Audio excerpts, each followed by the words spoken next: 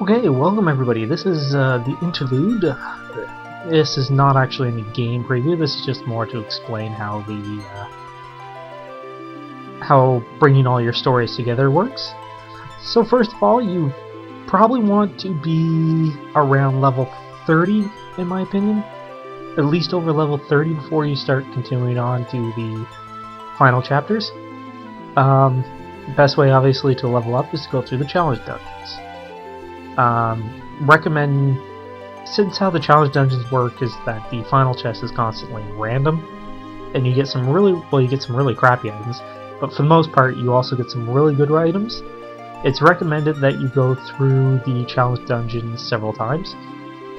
There's usually about anywhere between 6 to 10 really good items you can get at the end of each character's challenge dungeon, so that, in my opinion, is recommended you highly do that and do it over and over again.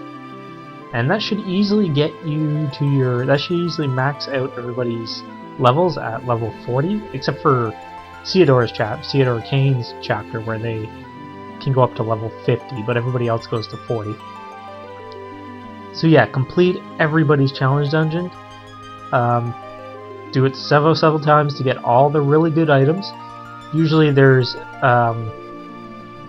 always good sets of armor, weapon, and some sort of specialty ring you can get, as well as some stuff like elixirs. And each challenge dungeon has an adamantite, so go get that. Get it as much as possible. The other thing you need to do is get the max gold if you can, which is 100,000. Well, one short of 100,000. If you go through the challenge dungeon several times, you shouldn't have much trouble getting that much gold. So yeah, big recommendation before you really continue on is try to go through the challenge dungeons a couple of times. I went through them quite a bit just to get every item, so you can see. But yeah, that's my first recommendation. The other recommendation is if you really have a party set out who you're gonna do, you kind of don't have to care or do anybody else's challenge dungeons. You can probably get away with only doing 2 or 3 challenge dungeons for the most part. So once you've done all that, once you come to the start screen, press any button and you're going to load your story. Here's all the previous tales of everybody, but there's the final one, the Crystal Tale. Would you like to begin it? Yes. So here you'll bring in. This is why it's very important. After each chapter you save. After each chapter and you get like the little finish crystal there. What you're going to do is you're going to load all your data from each chapter. Yes, I want to import this data to the final chapter. So this means all the items you've won during these characters' chapters, all the levels, experience, and gold you gain will be imported. Yes, I would like to enter. So that is very, very important. You can choose not to import any data, so you can really start this chapter with absolutely nothing.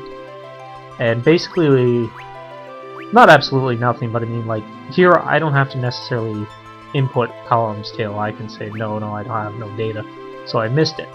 But the thing is all the items I've accumulated, all the experience he is accumulated, will not show up in the final chapter.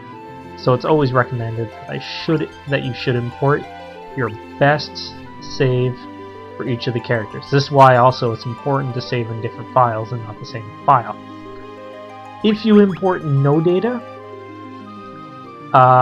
you'll start out at level 25, I believe. All your characters start out at level 25, which is really, really ridiculously low. To face off with many of the enemies, you will find you're getting your ass handed to you quite a bit in the beginning if you import absolutely no data. Not only that, but all the characters start off with their basic equipment too, like bronze armor and stuff like that. Nothing you really want to be taking on the enemies in this chapter from. Second of all, special characters such as the Evelyn 4 here, they will not show up in the final chapter if either they died during their mission or you import no data.